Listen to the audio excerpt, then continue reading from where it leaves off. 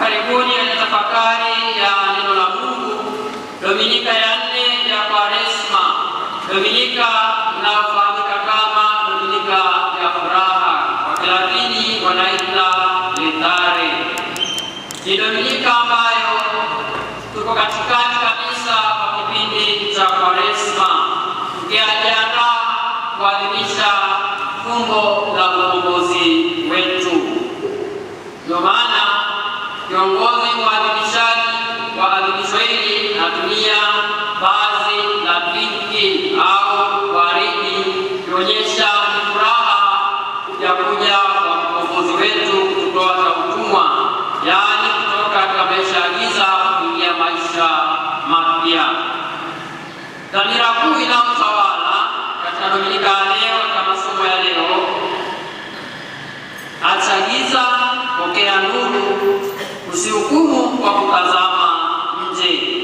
Somo la kwanza kwa kitabu cha kwanza cha Samueli sura ya 16 aya 7b ya 6 na 7 hadi ya 10 hadi ya 15 la kueleza jinsi gani Daudi anasimikwa au kufanywa tawadhwa kuwa mfalme baada ya utawala wa Sauli.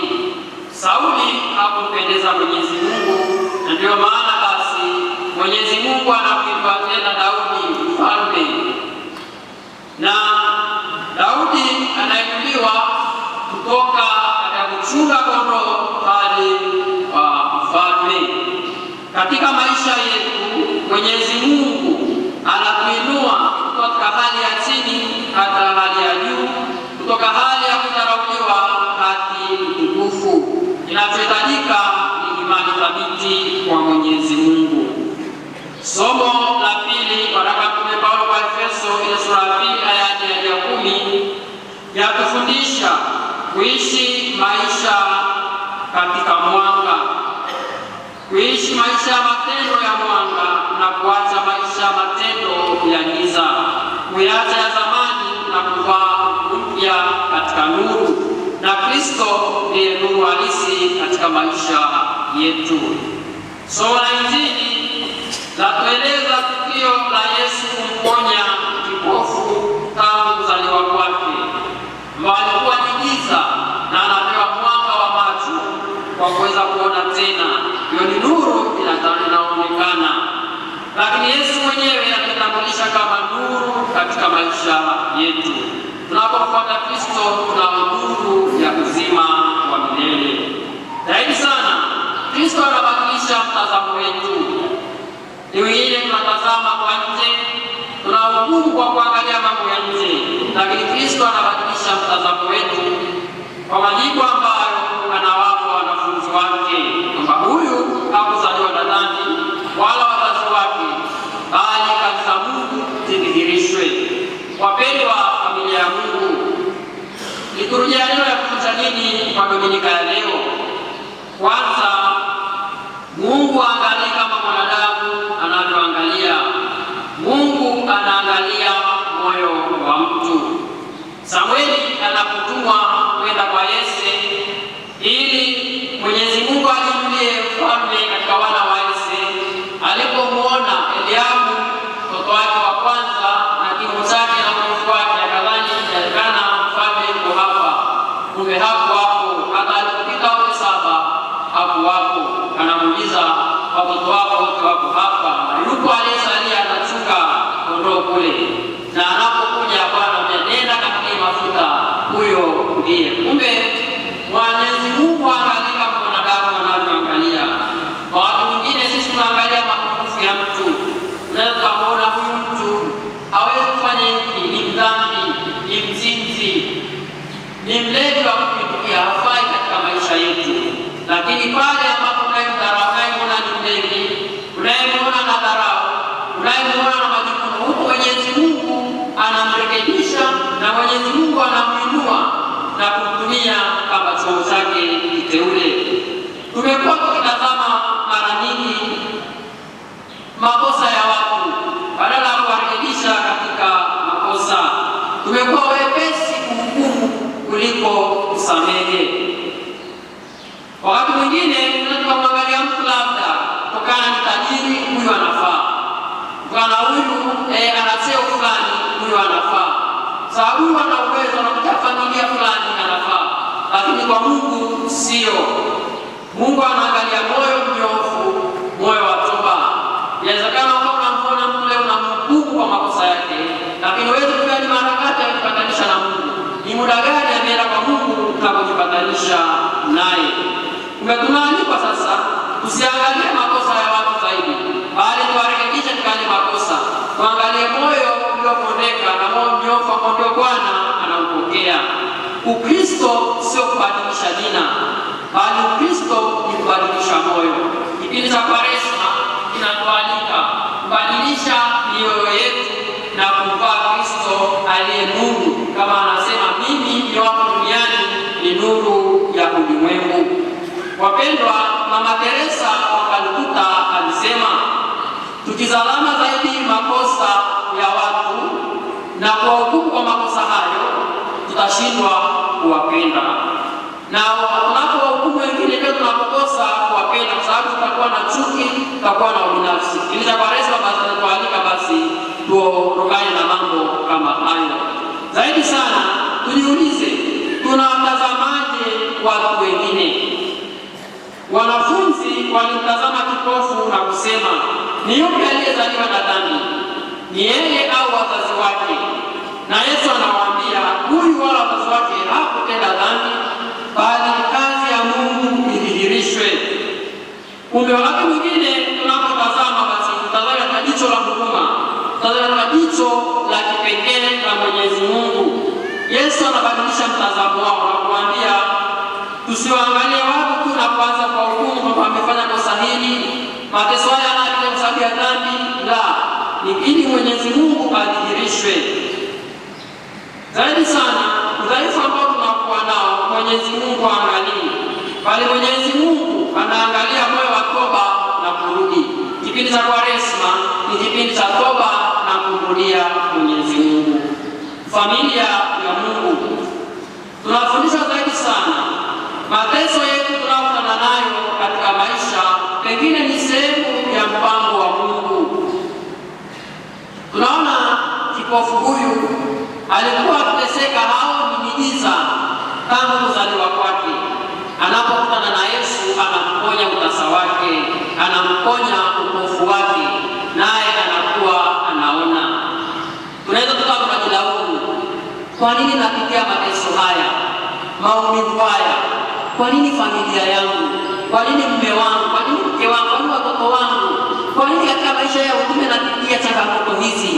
Wakati mwingine tumeenda kwenye dhambi za kufuru tena kulaani, kumhukumu tena Mungu. Kumbe wakati mwingine mateso tunayopata basi ni Mwenyezi Mungu adhihirishwe kazi zake. Sio kila makosa ni adhabu ya dhambi, ila kazi ya Mungu idhihirishwe. Mungu anaweza kuliza maumivu yetu na kugeuza furaha.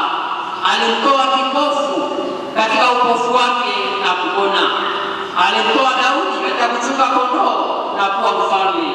Mimi na wewe, Kristo anatutoa katika giza la dhambi na kutuingiza katika giza, katika mwanga na kuona nuru, yaani kuacha maisha ya dhambi. Mateso unayopitia, changamoto unayopitia katika kazi, katika masomo, katika biashara yako, katika utume wako, sio mwisho wa maisha. Giza la usiku halidumu, bali alfajiri huja. Ukiona giza kingi, ujue kucha kunakaribia. Sema, katika majaribu haya, katika mateso haya, katika maumivu haya, bado Bwana ataonekana. Na kipofu alipokutana na Yesu alibadilisha, akamtoa upofu wake, akaona nuru. Katika mateso yako, katika mapito yako, nuru inakuzukia. Mwanga unaona tena, mwanga unaungana na giza. Na ndio maana unaambiwa acha giza, pokea nuru. Wakati mwingine tumekuwa ni giza katika maisha ya dhambi, basi tuombe neema ya Mwenyezi Mungu ili tuende kwenye maisha ya nuru. Wapendwa, familia ya Mungu, tunafundishwa pia mafanikio yako yatakuletea maadui. Baraka za Mungu katika maisha yako zinapokuja, sio kila mtu anazipokea kwa furaha. Tunaona tukio la kipofu kuponywa na Bwana wetu Yesu Kristo. Kwa Wayahudi kwa Mafarisayo inakuwa ni kikwazo, hawafurahi tukio lile, na tena wanataka kumhukumu na wanamwambia huyu aliyekuponya hatumjui, huyu mwenye dhambi. Na kipofu anasema kwamba huyu ana dhambi, mimi sijui.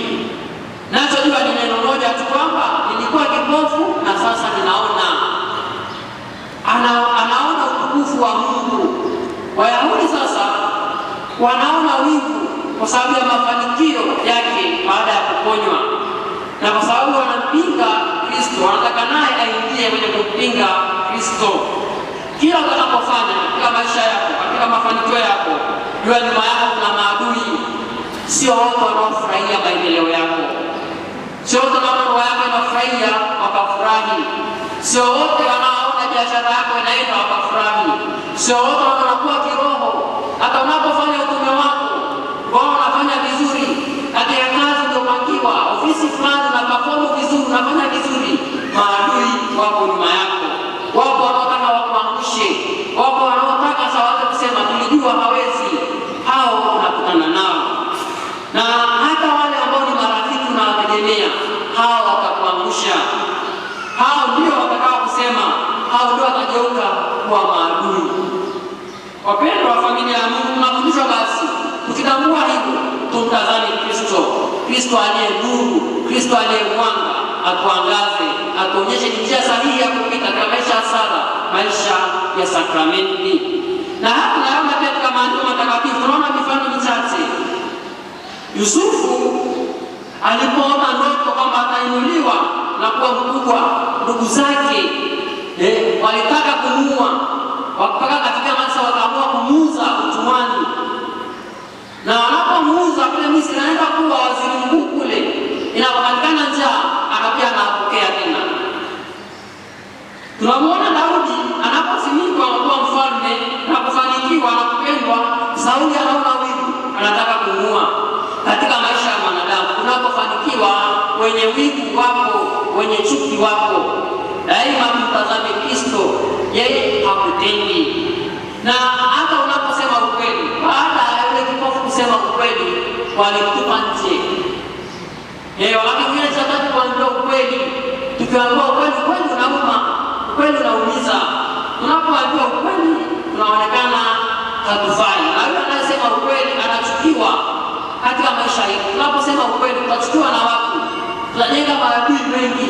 Tutakapokuwa na msimama imara, daima watakuchukia watu. Hilo sitakushe tamaa. Dunia ikikukataa, Yesu hakukatai. Dunia ikikutupa, Yesu anakupokea. Dunia ikisema ya nini, Yesu anasema njoo mwanangu. Tutazame Kristo, yeye aliye nuru na mwanga. Na malizia kusema kuna mwanafalsafa mmoja alikuwa anaitwa Dionisi, ambaye alikuwa anatembea mchana amebeba taa. Watu wakamuuliza, mbona unatembea na taa na mchana? Akamwambia, natembea na taa ili niangalie ni nani katika ulimwengu huu aliye mwaminifu na mkamilifu. Lakini ninapoangalia ninaona wote ni wenye dhambi, wote wana chuki, wana kiburi, wa masengenyo, wote wafisadi, waovu. Basi Alexander the Great, mfalme huyu au Alexander mkuu, akasema hebu nikamwangalie huyo Diogenes ambaye yeye ni mwaminifu, ni muone mtu aina gani nimpe zawadi. Alipoenda akamkuta Diogenes amekaa kwenye jiwe, amelala kwenye jiwe na taa yake. Anamwambia Diogenes, nimekuja nikusalimie, nikupe zawadi. Nataka zawadi gani? Akamwambia, hebu nipishe nione mwanga wa jua, kwa sababu kivuli chake kilimsiba akawa nuru. Amebaki, hebu nipishe nione mwanga wa nuru. Katika maisha usiwe giza kwa mwenzako, katika maisha kuwa nuru kwa mwenzako. Tumsifu Yesu Kristo.